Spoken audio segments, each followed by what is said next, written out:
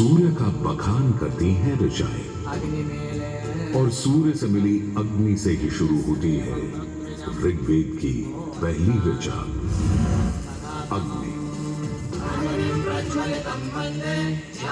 जो सूर्य के प्रकाश और ऊष्मा में थी।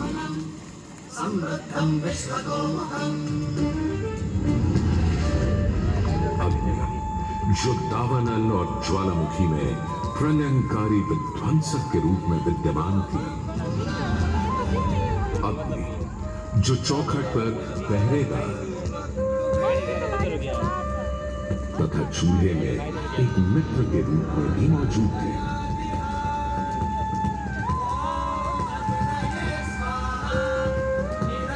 तभी तो भारत ही नहीं, पुरातन मिस्र में रा, दक्षिण अमेरिका में इंटी, अफ्रीका में लीजा, फारस में अगी, चीन में झुराम, जापान में कागुत्सूची और कोजिन, तुर्की में अलाज, यूनान में हेफेस्टोस हेलिकोस और रोमनों में वाल्कैन और फीबस जैसे पौराणिक अग्नि स्वरूप देवों की कल्पना विद्यमान है।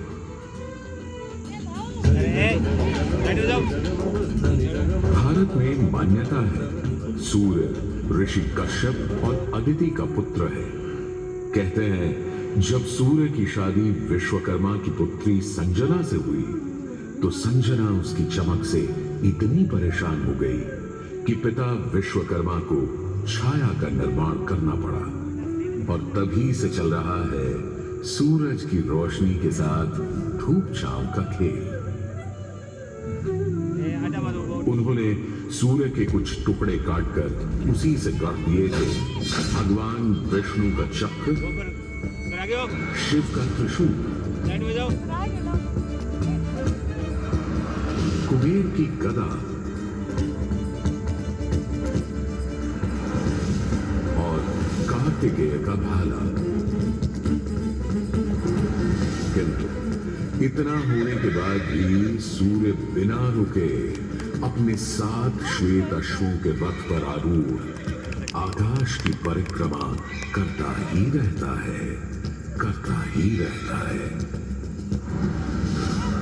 असल में हमारे मानव बनते और 2 पैरों पर खड़े होते ही हम समझ गए थे सूर्य का प्रचंड प्रताप और प्रकाश, उसकी जीवनदायिनी शक्ति। हर पल बदलते संसार में, हर रात घटते बढ़ते चांद वाले आकाश में केवल एक सूर्य ही है जो हर रोज सही समय पर उदय होकर हमारी दुनिया को जगमग, जागृत और जीवित कर देता है और हमें एक अवश्यंभावी स्थायित्व का आभास देता है।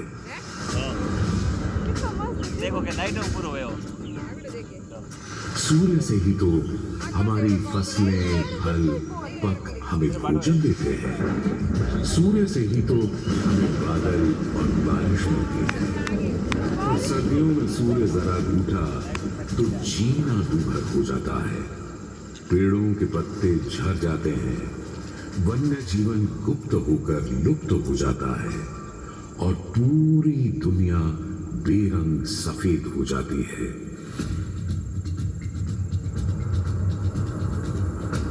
सूर्य ही तो सारे संसार को ऊष्मा, ऊर्जा और ओज से ओतप्रोत करता है। इसीलिए तो ऋग्वेद ने कहा है, कांतिमय ईश जनों का मुख प्रकट हुआ है सूर्योदय के साथ। हे ईश्वर, इस आदित्य के उदय के साथ हमें अंधकार, दुर्भाग्य और पाप दोषों से भी बंधन मुक्त कर देना आज।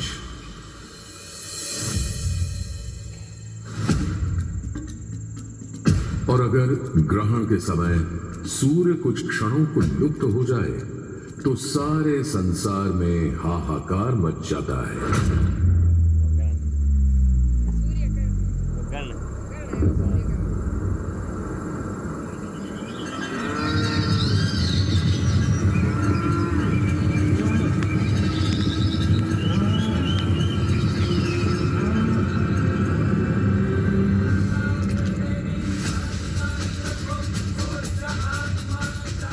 सूर्य के अनंत गुणों का प्रभाव ही तो है कि सारे संसार में आदिकाल से सूर्य की अर्चना, आराधना और सूर्य मंदिरों का निर्माण होता रहा है।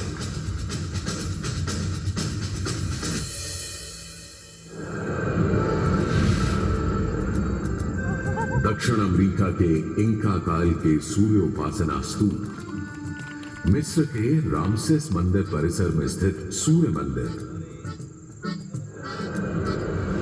रोम और यूनान, चीन और जापान, मेसोपोटामिया और ईरान के सूर्य मंदिर और भी दुनिया भर में न जाने कितनी सभ्यताओं ने अपनी अपनी तरह की सूर्य उपासना और मंदिर परिसर देखे हैं।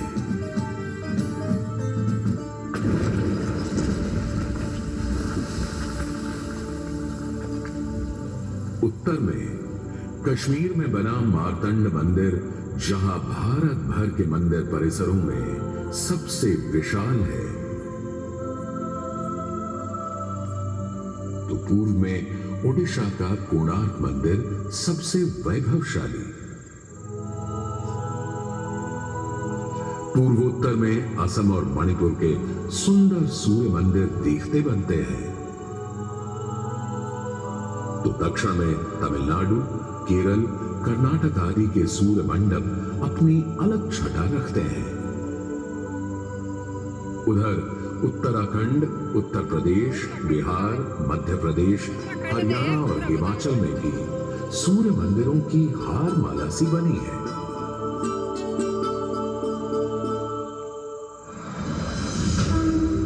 किंतु यदि मैं कहूं कि देश के पश्चिम में, अपने गर्वी गुजरात में, अपने इस मोढेरा में सदियों से स्थित आपके सामने खड़ा यह सूर्य मंदिर संसार का सबसे विलक्षण, विचित्र, वैविध्यपूर्ण, सुंदर, सुरूप, सुघड़ और सुखर मंदिर है, यह अतिशयोक्ति नहीं होगी।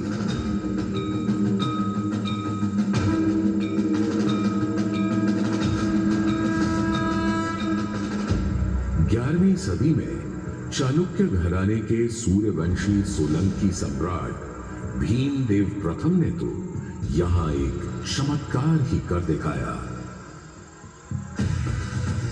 सम्राट भीमदेव प्रथम एक बड़े वीर और प्रतापी राजा थे।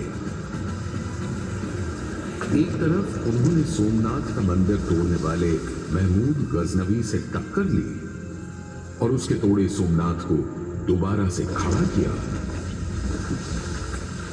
तो वहीं पूरे गुजरात में तमाम नए किले, मंदिर, तालाब और वाव बनवाए। उनके अद्भुत शिल्प प्रेम के आज तक साक्षी हैं सिद्धपुर का रुद्र महालय,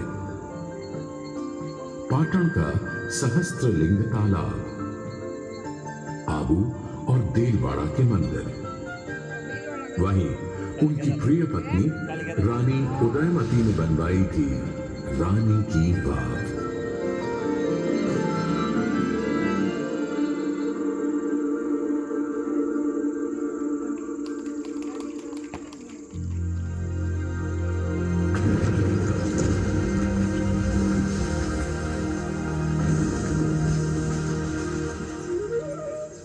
किंतु इन सारे स्थापत्य और शिल्प के नमूनों से कहीं ऊपर था राजा भीमदेव का पुष्पावती नदी के किनारे सन 1026-27 में करवाया इस सूर्य मंदिर का निर्माण।